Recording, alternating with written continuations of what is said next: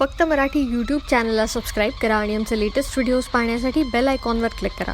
Latest अपडेट्ससाठी आमचा Instagram, Twitter आणि फेसबुक हँडल्सना फॉलो करा.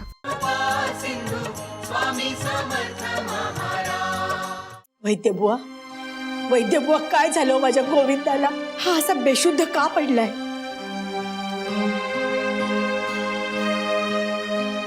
बेशुद्ध होणारच होते. त्यांना हृदयविकाराचा झटका येऊन गेला.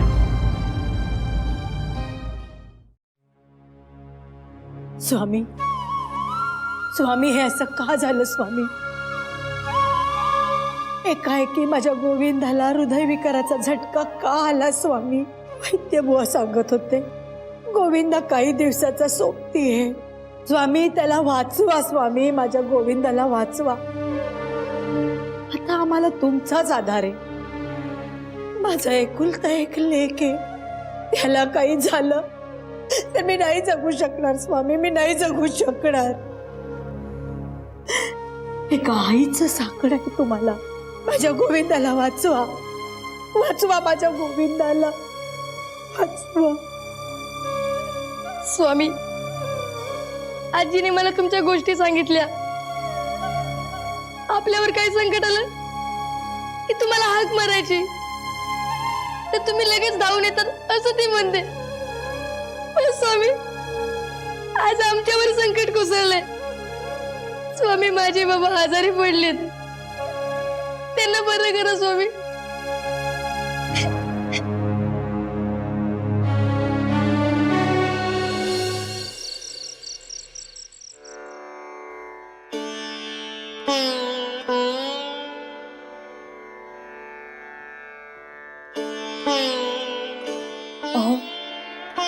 आता कसं वाटतंय?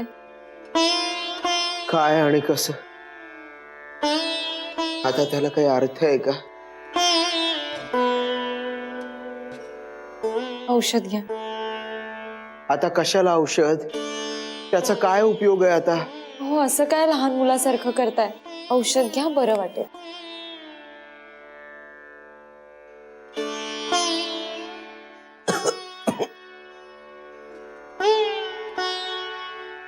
हे घेऊन तात्पुरतं मानसिक समाधान मिळवायचे, पण जे होणार आहे ते टळणार थोडंच.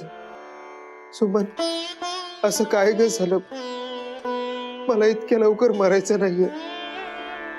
मला जगायचंय, मला जगायचं. हो, तुम्ही जगणार आहात, 100 वर्ष जगणार आहात. तुम्हाला काहीही होणार नाही. अजिबात काळजी करू नका. वैद्यबुवा काय सांगून गेलेत माहितीये ना तुला? मग कशाला पोकळ धीर देतेस मला? हे काय लहान मूल नाहीये. हो, मी खरं तेच सांगते. माझ्यावर विश्वास ठेवा, तुम्हाला काहीही होणार नाहीये. अगं, पण तुला इतका विश्वास का वाटतो? स्वामींच्या श्रद्धेने दिलाय मला हा विश्वास. हो आई, सकाळपासून देवघरात बसलायत, स्वामींना साकडं घालतायत. सुमन, किती हा देव भोळेपणा. अगं, ही माझ्या प्राणावर बेतलेली शारीरिक व्याधी आहे. ही तुमचे स्वामी कसे बरे करतील? आणि जिथे इतक्या निष्णात वैद्यांनी हात टेकलेत, तिथे हे तुमचे स्वामी काय करणार आहेत? स्वामी सगळं काही बरं करतील. माझ्यावर विश्वास ठेवा, स्वामींवर विश्वास ठेवा, ते सगळं ठीक करतील. बरं,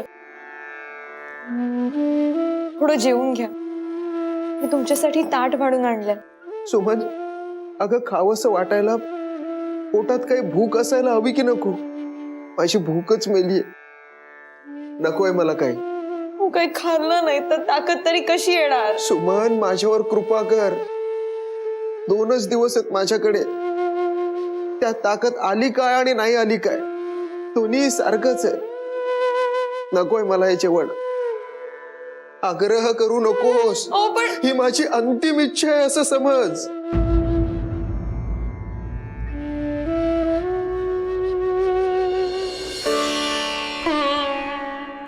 स्वामी, नैवेद्य आणला होता. बाळ्या, आम्हाला भूक नाहीये. पण स्वामी, तुम्ही दिवसभर काहीच खाल्लेलं नाही, असं का स्वामी? बाळ्या, अरे तुला सांगितलं ना, आम्हाला नकोय जेवण. अरे आमचे भक्त उपाशी असताना आम्हाला कसं जाईल जेवण?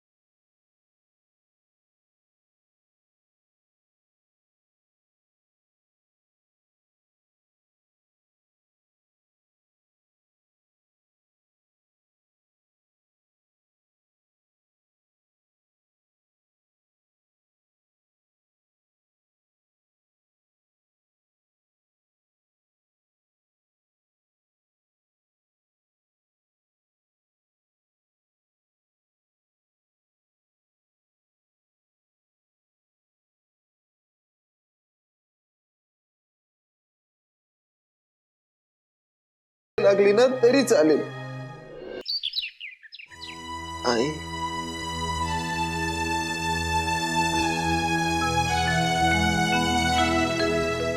गोविंदा, बाळा रात्रभर झोपला नाहीस ना? आई झोपच आली नाही. मुलखाचा हट्टी आहेस तू. माझं नाही तर नाही ऐकलंस ना? आई इथं तत्वाचा प्रश्न आहे.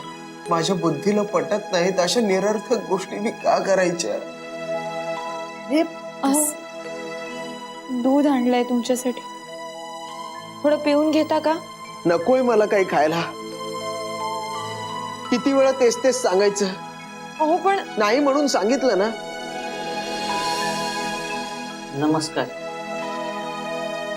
गोविंद मोरे आपणच का? हो. अरे आजारी असाल तर पडूनच राहा. हो गोविंद मोरे मीच. पण आपण कोण? मी भुजंग, स्वामी समर्थांचा शिष्य आहे मी. स्वामींना आपली काळजी आहे म्हणून सांगायला आलो होतो. मी आपल्याच गावात प्रवचनासाठी आलोय, अक्कलकोटहून. ठीक आहे. पण तुम्ही तुमची कथा मला का सांगताय? स्वामींनी तुमच्यासाठी एक निरोप दिलाय, त्याची पार्श्वभूमी सांगावी म्हणून सांगत होतो. त्याचं असं झालं की काल मला स्वप्न पडलं आणि स्वप्नात स्वामींनी मला सांगितलं की तू गोविंद मोऱ्यांकडे जा आणि त्यांना ललित स्तोत्र वाचायला सांग आणि त्यांचा आजार पूर्णपणे बरा होईल. कसं शक्य आहे ते मला माहित नाही, पण स्वामींनी ज्या गोष्टी मला सांगितल्या त्यांच्या आज्ञेचं मी पालन केलं आणि हा उपाय तुमच्या कानावर घातला.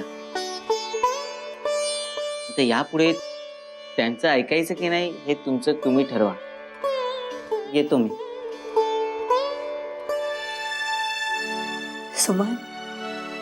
सुमन, माझ्या कानांवर आणि डोळ्यांवर विश्वासच बसत नाही गो.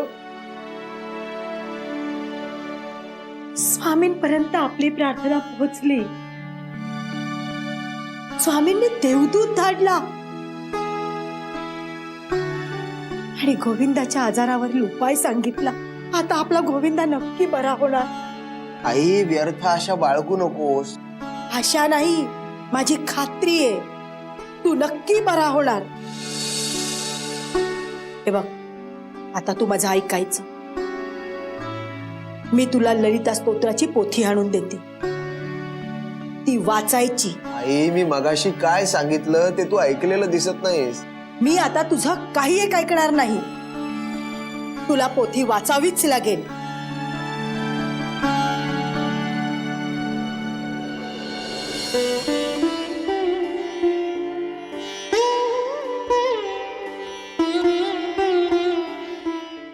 स्वामी, तुम्ही रात्रभर जागेच होतात? बाळप्पा, अरे आम्ही सदैव जागेच असतो. अरे आम्हीच जर निद्राधीन झालो तर या संसाराचा पसारा चालणार कसा? भक्तांना आम्ही मार्गदर्शन करत असतो. त्यांच्यावर ओढवलेल्या संकटातून कसा मार्ग काढावा हे त्यांना सांगत असतो. पण तो मात्र त्याचा अहंकार सोडायला तयार नाहीये. त्याला कळत नाहीये हा अहंकारच त्याचा घात करणार आहे. असो, आम्हाला त्याला वाऱ्यावर सोडता येणार नाही. गोविंदा, गोविंदा, तू आमचं ऐकणार आहे की नाहीस? अरे बोल ना, काहीतरी बोल. काय समजायचं काय आम्ही?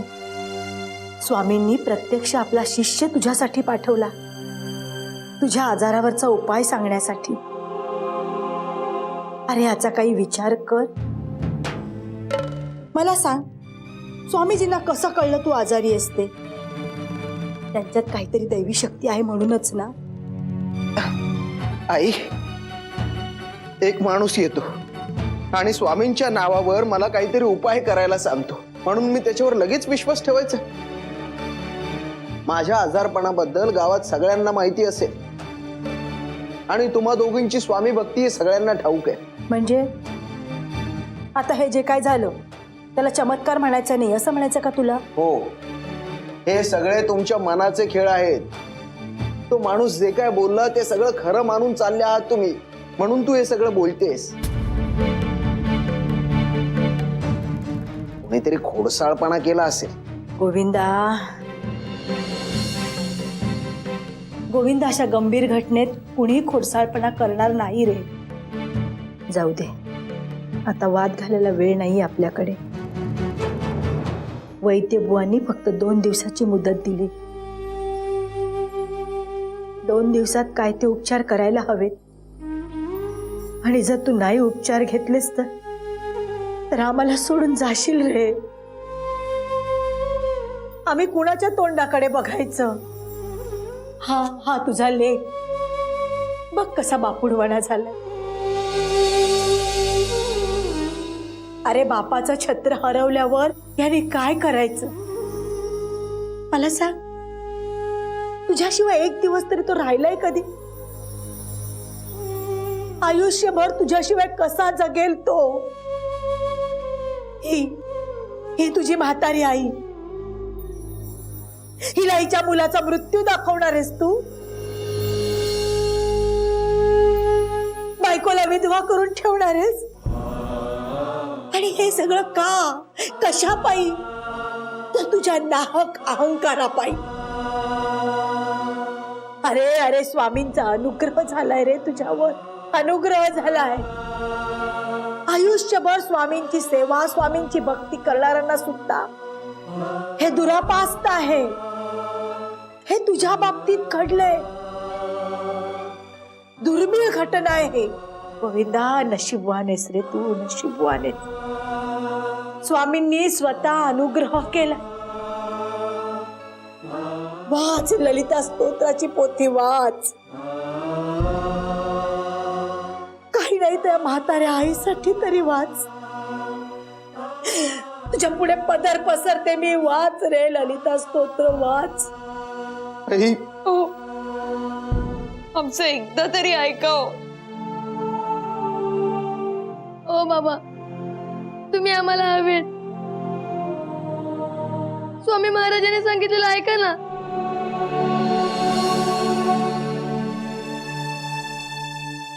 ठीक आहे, जाता जाता तुम्हा सगळ्यांचं मन मी दुखावणार नाही. दे ती ललित स्तोत्राची पोथी इकडे.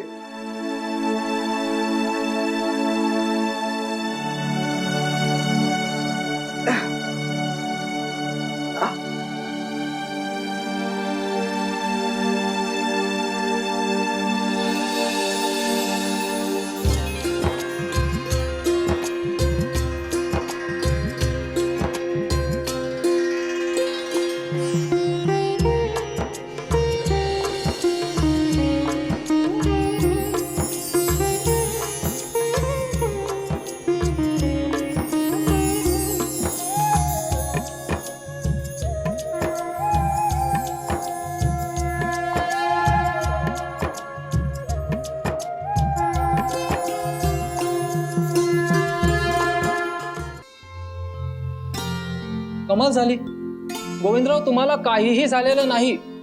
तुमची प्रकृती अगदी ठणठणीत आहे. मला एक सांगा, नक्की काय औषध केलंय तुम्ही?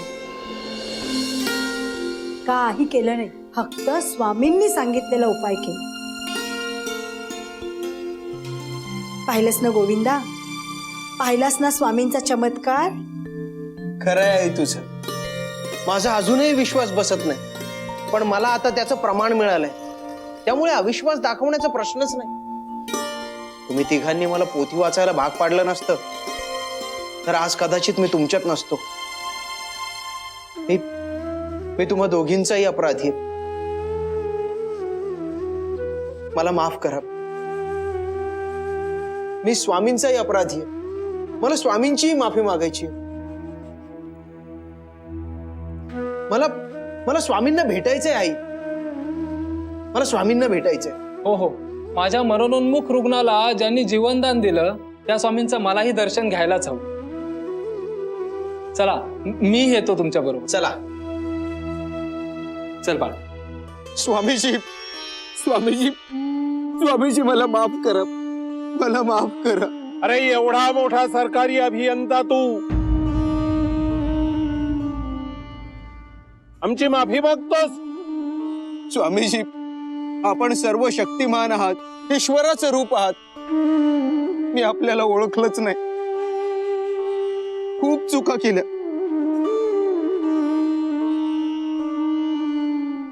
स्वामीजी, एक विचारू?